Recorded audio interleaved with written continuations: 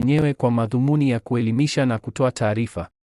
Yameandikwa kwa lugha rahisi bila kunukuu moja kwa moja kutoka chanzo chochote. Habari hii ni muhtasari ulioandaliwa kwa maneno yetu wenyewe kwa madhumuni ya kuelimisha na kutoa taarifa. Yameandikwa kwa lugha rahisi bila kunukuu moja kwa moja kutoka chanzo chochote. Main News. Katika maendeleo ya kimataifa, mazungumzo kuhusu vita vya Ukraine yanaendelea kuwa mada kubwa. Rais wa Ukraine, Volodymyr Zelensky, amesema kuwa nchi yake inahitaji dhamana ya usalama ya muda mrefu kutoka Marekani na washirika wake. Kwa mujibu wake, dhamana ya miaka 15 au 25 pekee haitoshi kuzuia vitisho vinavyotokana na Urusi.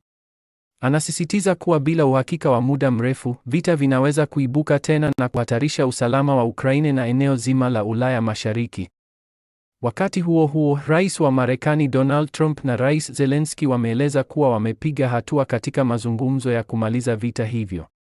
Hata hivyo, bado kuna masuala magumu ambayo hayajapatiwa ufumbuzi kamili. Miongoni mwa changamoto kubwa ni hatima ya eneo la Donbas, linalojumuisha majimbo ya Donetsk na Luhansk, ambako sehemu kubwa bado iko chini ya udhibiti wa Urusi. Trump amesema bado kuna matumaini ya kupata makubaliano, ingawa suala la Donbas limeendelea kuwa kikwazo kikuu. Urusi, kupitia kauli kutoka Kremlin, imesisitiza tena kuwa Ukraine inapaswa kuondoa majeshi yake katika maeneo ya Donbas.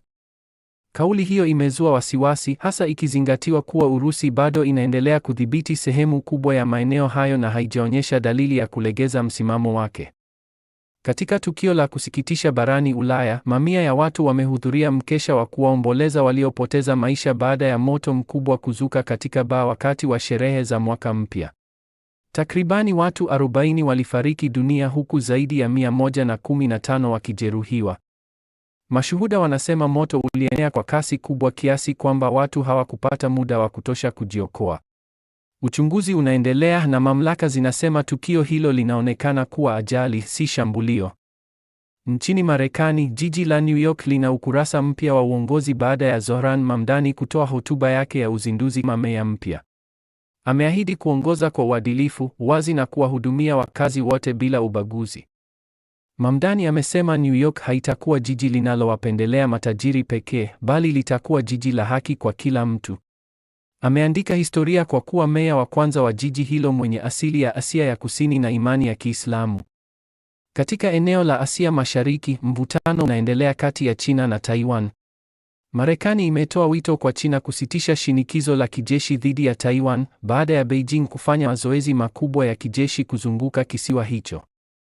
Marekani imesema mazoezi hayo yanaongeza hatari ya mvutano na kuyaita kuwa hayana ulazima, ikisisitiza umuhimu wa utulivu katika eneo hilo.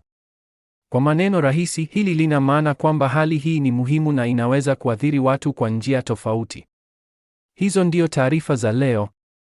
Asante kwa kutazama Habari 25. Endelea kufuatilia kwa taarifa muhimu zaidi.